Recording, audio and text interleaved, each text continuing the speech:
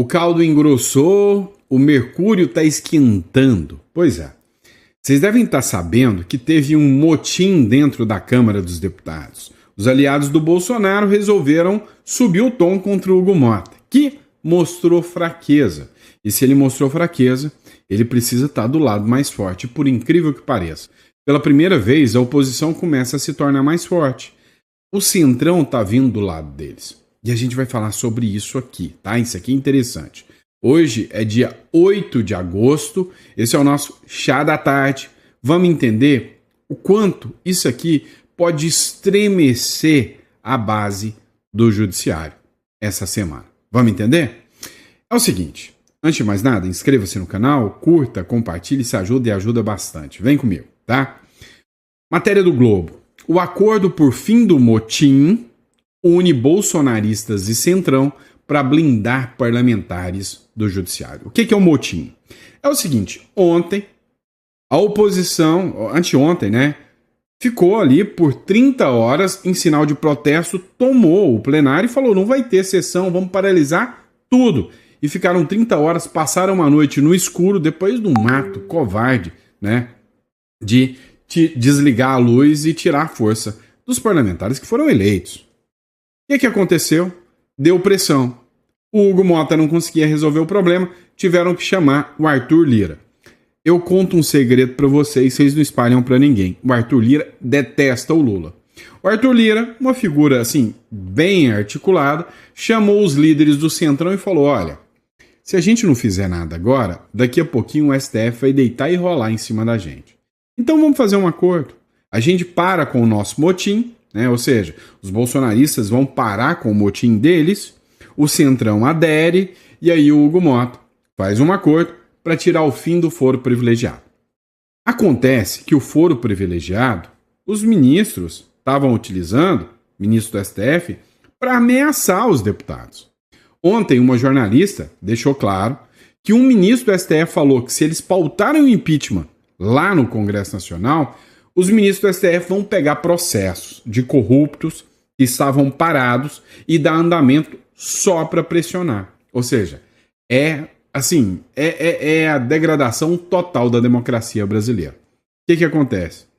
Com as demandas negociadas, o fim do foro privilegiado vai à votação. Uma pauta que o Brasil espera há anos. O fim do foro privilegiado vai acontecer, deputados e senadores vão sair das garras do Supremo Tribunal Federal e o Supremo Tribunal Federal está cada vez mais na mira do Congresso. Então, segundo a matéria, o acordo costurado entre os líderes partidários para colocar fim ao motim da oposição no Congresso envolveu a negociação para votar uma pauta de blindagem dos parlamentares em relação ao judiciário. Como a mídia é mau caráter. Não é blindá-los, é tirá-los da ameaça. Essa mídia não sabe o que é, ou melhor, elas sabem o que é democracia e lutam para que isso não aconteça. Porque se a democracia realmente existir, tanto deputados quanto o judiciário vão trabalhar com independência, sem um ser vítima do outro. Hoje, o legislativo é vítima do judiciário. E aí, parece que o negócio está mudando. Vamos falar outra pauta importante. O Lula quer ser lembrado como o maior inimigo das Américas, dos Yankees malvadões, dos Estados Unidos. Pois é, ontem a embaixada brasileira ligou um dane-se para o ministro Alexandre de Moraes, disse que o Alexandre de Moraes é a chave, né? Ou seja, é a peça-chave de toda censura e violação de direitos humanos no Brasil, e que todos os aliados do Moraes serão monitorados. Pois é. Eu saiba, aqui no Brasil, os poderes são independentes entre si. E, vamos dizer, a pressão da embaixada americana foi contra o Moraes, contra o STF. Hoje o Lula sai em defesa do STF. Parece até que eles têm algum conluio, será? Valdo fez a publicação. Itamaraty chama encarregado dos Estados Unidos para esclarecer a nova nota em tom de ameaça aos ministros do STF. Ora, isso não é papel do Itamaraty. O Ministério das Relações Exteriores convocou nesta sexta-feira o encarregado de negócios da Embaixada dos Estados Unidos, Gabriel Escobar, para uma nova cobrança e pedido de explicação sobre a nota publicada pela representação americana no país, fazendo ameaças diretas ao ministro do Supremo Tribunal Federal. E a apuração é do Valdo Cruz. Eu não sei o que aconteceu, mas acredito muito, né, que os Estados Unidos podem mandar uma carta de resposta escrita assim, for you, tá? É o que eu acho. Mas olha só, o Ivan Kleber, correspondente de Londres, também fez a publicação aqui falando sobre esse caso. Acompanha. O Itamaraty convocou o representante dos Estados Unidos no Brasil para expressar, aspas, profunda indignação com postagens recentes do Departamento de Estado e da Embaixada Americana nas redes sociais. Ainda de acordo com reportagem da emissora CNN Brasil, para o Itamaraty, as publicações representam, aspas, clara ingerência, fecha aspas, em assuntos internos e, aspas, ameaças inaceitáveis a autoridades brasileiras. Em mais um episódio aí da crise das relações diplomáticas entre Brasil e Estados Unidos. Eu sou Ivan Kleber, falo diretamente de Londres, no Reino Unido, e hoje é sexta-feira, dia 8 de agosto de 2025. Muito obrigado a todos pelo carinho da audiência. É isso aí, Lula. Continua. Continue entornando o caldo, que você vai ajudar muito o Brasil. Pode continuar, tá? E aí saiu uma publicação do Meio Independente hoje, tá? Tá saindo um burburinho aí, pelo menos no momento em que eu tô gravando esse vídeo agora, tô gravando são 2 horas da tarde, mais 7 ministros, né, ou figuras, podem levar uma Magnitsky na Zureia, tá? Sexta Magnitsky. Mais 7 Magnitsky devem ser aplicados pelos Estados Unidos nesta sexta-feira. Foi uma informação feita e anunciada, né, pelo próprio governo do Donald Trump. Olha, a gente já estuda mais 7. O problema é quem? Não sabemos. Pode ser o Davi Alcolumbre, porque não pauta o impeachment do Alexandre de Moraes? Pode ser. Barroso ou Mota. O Mota tá tirando dele da reta, hein? Quem será que será os alvos, né, dessa Magnitsky? O que eu quero falar com vocês, e eu tô percebendo, né, no último andar da carruagem, né? Então eu avalio muito a questão geopolítica, as articulações, tanto da China quanto dos Estados Unidos. Os Estados Unidos não está dobrando, ele está triplicando a aposta aqui na América do Sul. Eles não querem mais deixar a América do Sul como um brinquedinho da China. Vou te dar um exemplo. Ó, a CNN Espanha. O governo de Trump duplica a recompensa pelo presidente da Venezuela, Nicolás Maduro. Agora é 50 milhões de dólares, tá? Se quer ganhar uma boladinha, ó, Trump, eu quero meu prêmio, eu vou contar pra você, eu tenho uma informação, o Maduro tá na Venezuela, tá? Então pode ir lá pegar ele, que eu quero meus 50 milhões de dólares. É o seguinte, o Trump tá subindo o tom. Aquele papo de, vamos resolver tudo pela diplomacia, tá acabando. A paciência tá se esgotando. Então o Donald Trump já começa a subir o tom contra Maduro, da Venezuela, sobe o tom contra os ministros do Supremo Tribunal Federal. Essa semana o Marco Rubio fez um vídeo postado para o povo cubano falando, esperem que logo Cuba será livre.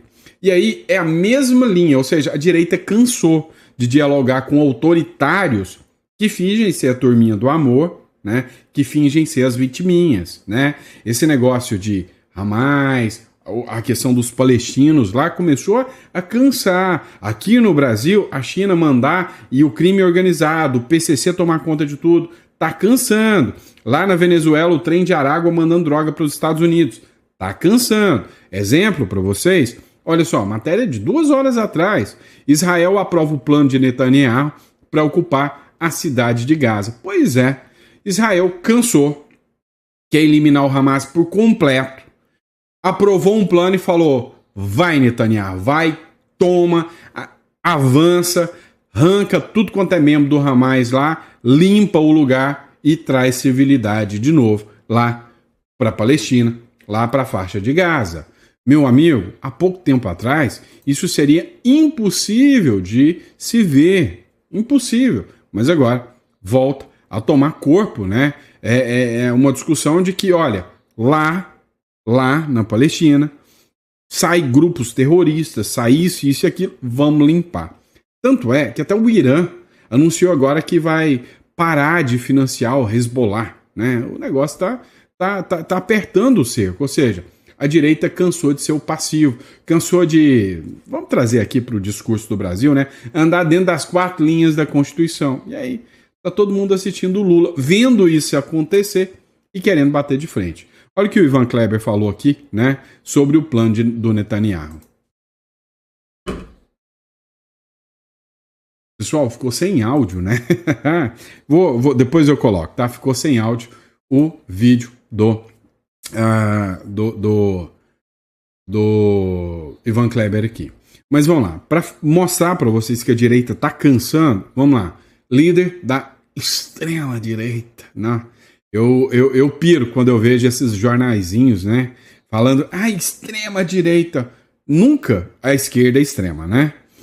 Líder de extrema direita de Portugal quer proibir a entrada de Moraes no país. Olha, é o seguinte, o Trump quer aplicar a lei Magnífica nos jornais? É só observar qual jornal chama a direita de extrema direita e chama a radical esquerda de democrática. Você já vai ver a linha de raciocínio dessa turma. Pois é, o André Ventura, lá de Portugal, ele simplesmente quer partir para cima do Alexandre de Moraes. Ou seja, deu para entender que os países estão dando uma guinada à direita e estão ficando de saco cheio, né, desse discursinho. Pois é, tá cansando.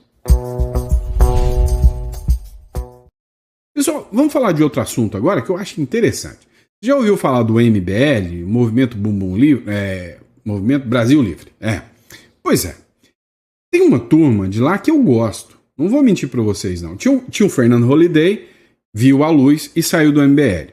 Tem um que ainda tá lá, que é o Guto Zacarias, né? Tem o Kim Kataguiri, que, cara, ultimamente tá difícil de tragar. Agora, tinha um que chamava Márcio Colombo. Eu vi uma nota hoje que diz o seguinte, nota oficial. Comunico que encerro o meu ciclo no MBL, movimento do qual fiz parte desde 2017. Saiu bem, tá? Agradeço a todos os amigos e colegas do movimento por tudo. Inicio agora outra etapa e seguirei firme, atuando politicamente em defesa das bandeiras que acredito e represento, em prol da minha cidade, que é Santo André, e do meu estado, São Paulo, do Brasil. E, principalmente, de todos que confiaram em meu trabalho. Vamos juntos construir um futuro grandioso para o nosso Brasil com muita fé. Ou seja, Márcio Colombo é um dos poucos vereadores que o MBL conseguiu eleger. O pessoal está saindo fora do MBL. Então, tanto é que o Fernando Holliday, né, ele falou, bom saber disso, né, que você está saindo. Outro vereador era o João Betega, né, que também foi expulso do MBL porque não segue a cartilha doutrinária do MBL. Cara, essa turma do MBL me cansa, tá? Antes eu achava que a turma que eu tinha uma falta de paciência maior era a turma do PSOL, com Boulos. Hoje eu estou começando a entender que o MBL é tão chato ou mais do que o PSOL, né? E aí o João Betega é expulso do MBL após crise interna e renúncia coletiva de assessores. Ou seja, a turma do MBL virou uma verdadeira seita. Agora, um dos principais agentes e figuras do MBL é o Kim Kataguiri, deputado federal. O Kim Kataguiri, o papel dele é muito mais enfrentar o Bolsonaro e o bolsonarismo do que o Lula, o petismo e o Supremo Tribunal Federal. Para ele, o Brasil está na mais ampla democracia e a culpa de tudo isso é do Bolsonaro. Tanto é... Não, vamos assistir esse vídeo aqui e vamos comentar. Vem comigo. Mentiram pra você quando disseram que Davi Alcolumbre seria obrigado a pautar o impeachment de Alexandre de Moraes caso 41 senadores apoiassem a medida.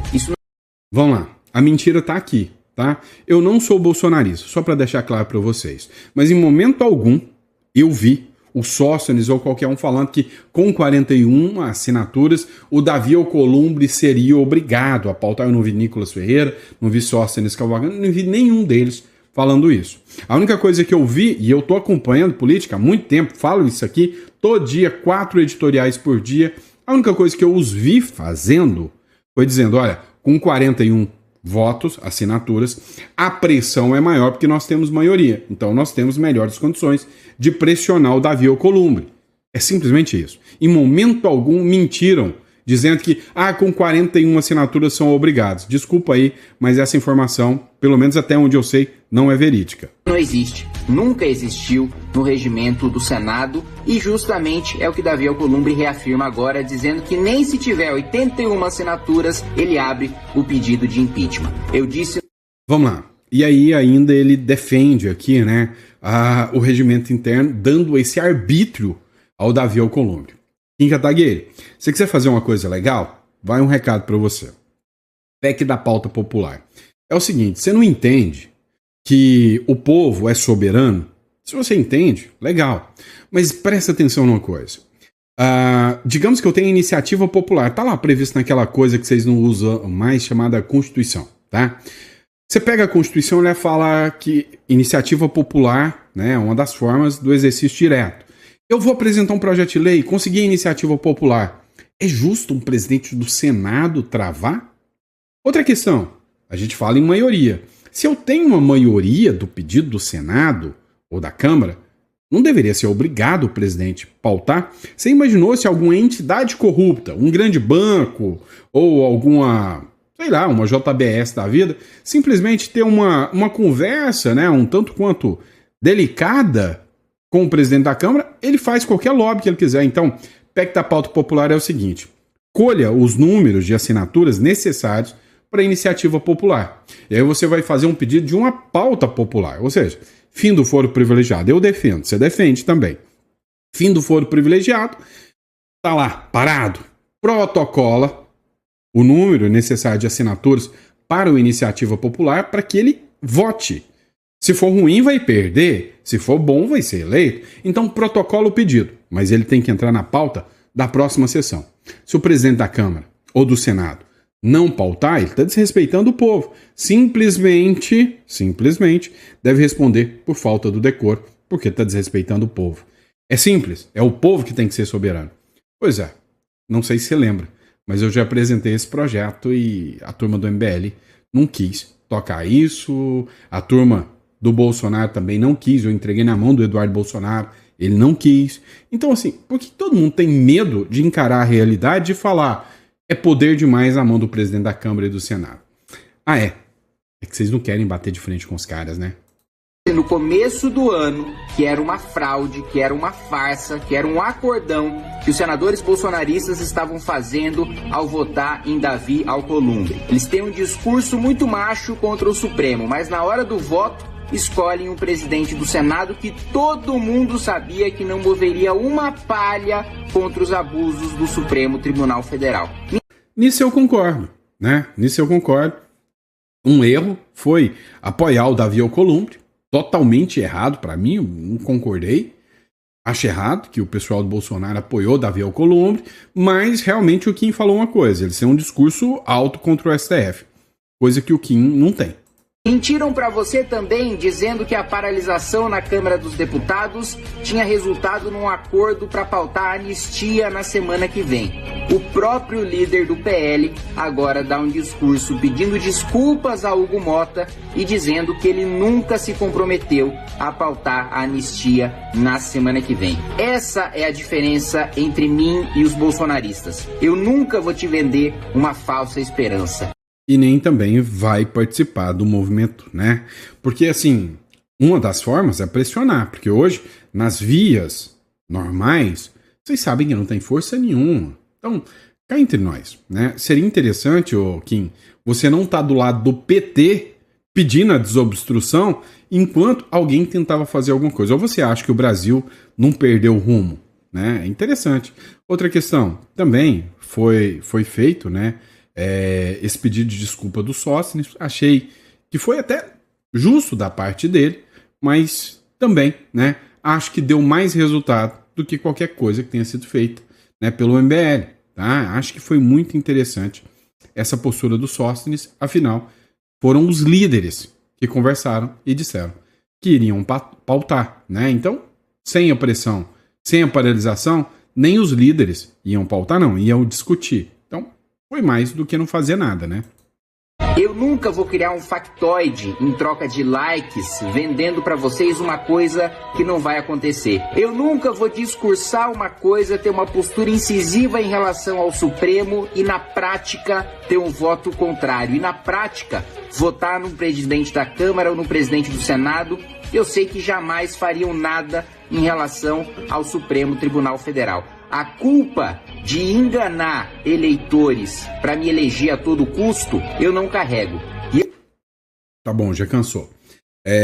Seguinte, me cansa mais do que o PSOL, né? Olha, o MBL, ele tá entrando em alguns conflitos, tá? E aos poucos, né, o pessoal tá pulando fora do MBL. Esse é um cara que eu respeito muito do MBL, tá? Ex-MBL, que é o Fernando Holliday. Dá uma olhada no que ele fala aqui. O Kim Kataguiri arregou. Depois de passar um vexame ficando ao lado do PT enquanto a oposição fazia o seu trabalho de obstrução no Congresso, ele simplesmente não quis debater comigo. O Inteligência Limitada me procurou ele e ele não quis marcar o debate. E sabe por que você não quis marcar esse debate, Kim? Porque, infelizmente, você se transformou num covarde. Você se transformou em um frouxo, em um bunda mole. Você não pode debater comigo porque você sabe que o movimento que você defende, faz parte, o MBL, tem um armário cheio de podridão, que fede. Você, o turista sexual, o pilantra de vinhedo, volta e meia ficam falando, o Holliday é um traidor, mudou de lado, não dá pra confiar. Mas a verdade é que ao longo desses 10 anos, praticamente, de carreira política, eu cometi muitos acertos e muitos erros, sim. Mas todos eles foram à luz do dia. Você não pode debater comigo porque eu sei o que vocês fizeram escondido, por debaixo dos panos. Eu sei o que realmente lhes motiva. Kim, você não é o bom como tenta parecer, não é o honesto, não está acima das disputas políticas, porque se tivesse, toparia o debate. Você se rendeu aos interesses pessoais de um grupo que mais parece uma seita. E eu falo isso não com um ar de arrogância de quem ganhou um debate por WO, não é isso não. Eu falo com um ar de indignação, sim, mas também de decepção. Porque você podia ter sido grande. Você podia ter sido uma das vozes que representa, de fato, a indignação dos brasileiros, mas não. Você escolheu os interesses individuais e escusos. É muito triste. Mas eu vou parar por aqui. Vou parar por aqui e só vou pedir uma coisa. Lave a sua boca antes de falar do trabalho da oposição. Lave a sua boca antes de falar da minha história. Porque você é moleque. Você é moleque. Pois é, né? Roupa suja aí. E eu ainda tenho uma visão. O Kim Kataguiri tá indo pro lado errado, tá? Não é um cara ruim, mas tá indo pro lado errado. Agora, ali dentro do MBL, eu vi muita coisa, assim, acompanhando, tá? Muita coisa esquisita. Teve também uma discussão aqui do Constenaro. Também é outro que o MBL, sabe, usou e sacaneou o cara. Tá? Esse aqui é o Arthur Duval, um cara que eu literalmente lá em 2016, quando eu comecei a acompanhar a política, era o canal dele, do Nando Moura, que eu seguia, mas hoje sinceramente é intragável, os caras se perderam por completo. O próprio Nando Moura já mandou o MBL a favas, fez denúncias sobre o MBL, né, de desvios de recursos, entre outras coisas, se tornou inimigo. É um grupo que está querendo aparecer a todo custo, né, com base nos conflitos, nos embates. Então, essa turma do MBL, cara, podia somar e não dividir. Só podia sair logo de cima do muro, né? Vai logo pro lado da esquerda se é o que interessa a vocês, porque papel de direita vocês não estão fazendo. Vocês têm que aprender uma coisa, tá? E eu falo, porque já levei porrada demais quando eu falava, eu não sou bolsonarista, porque eu tenho críticas. Mas uma coisa é certa, eles estão fazendo muito mais do que o MBL. Não existe projeto de governo quando não existe liberdade.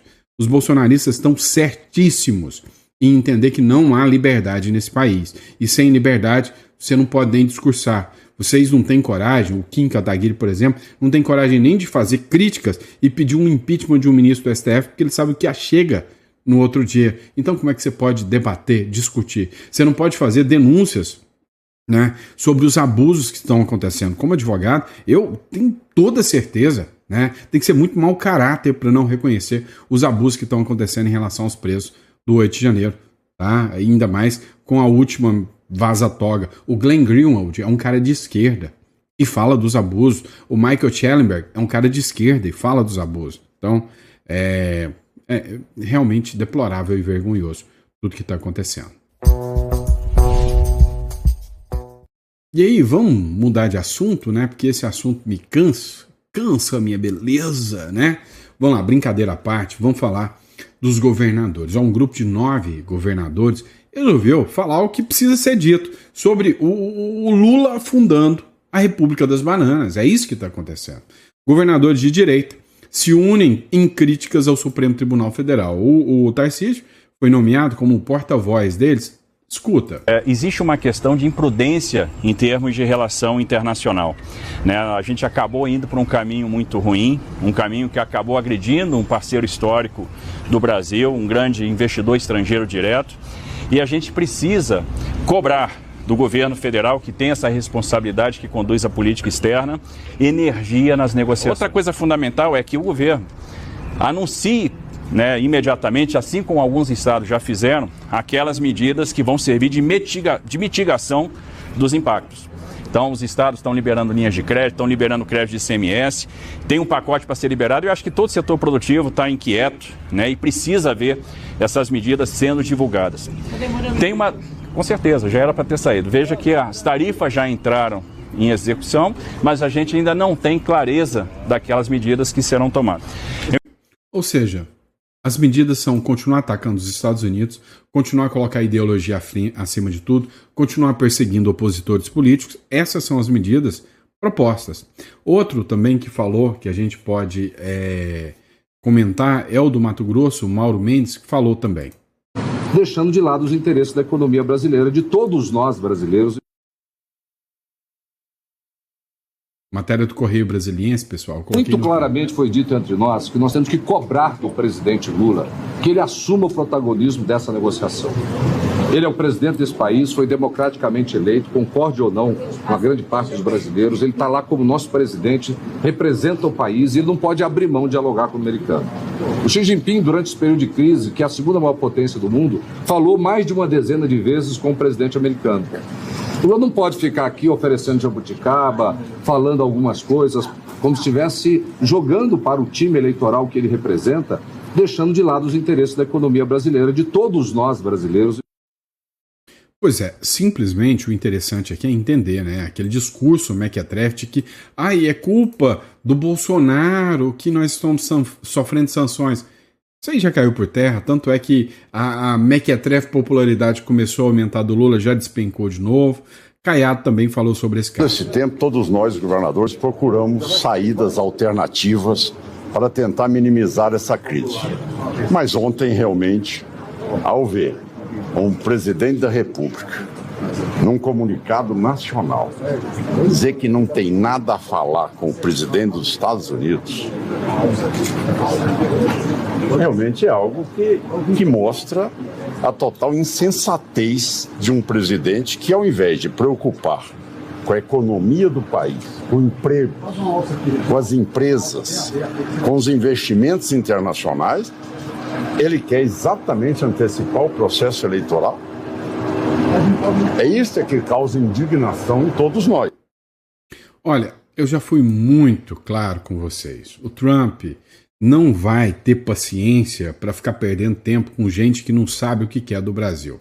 Em meio à taxa de Trump, Lula disse que o Brasil há muito tempo deixou de ser terceiro mundo. Esse sujeito analógico, ele ainda vive no tempo em que não existia redes sociais e que as mentiras da mídia eram suficientes. Brasil deixou de ser terceiro mundo? Onde? Declaração de Lula sobre Trump, sobre não aceitar a humilhação de Trump, repercutiu em TV dos Estados Unidos, que disseram que o Lula, né, até o próprio Mike Pence falou que o Lula deve ter banana amassada no cérebro, né? Jornal Nacional, no segundo dia do tarifaço ao Brasil, Lula liga para o primeiro-ministro indiano em busca de apoio. Não, peraí. Deixa eu ver se eu entendi. Tá? Jornal Nacional falando que liga para o ministro indiano. E aí vem o William Vac e fala, olha como o Lula é um gênio inteligente. O maior impacto econômico que nós podemos tomar são as tarifas dos Estados Unidos. O que é o gênio faz? Liga para os maiores inimigos. O Brasil está indo buscar apoio no grupo dos BRICS para responder ao tarifaço americano.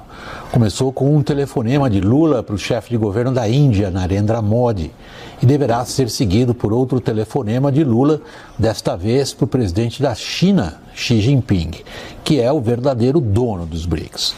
Um grupo que começou pequeno foi expandido para atender aos interesses comerciais, econômicos e políticos da China. Até aqui, porém, os chineses não articularam qualquer resposta conjunta dos BRICS a tarifaços de Trump. Assim como nenhum outro país do grupo, vários deles atingidos por tarifaços, entre eles África do Sul e Indonésia, nenhum tentou até aqui articular uma resposta dos BRICS como grupo, é cada um cuidando do seu. O motivo é simples.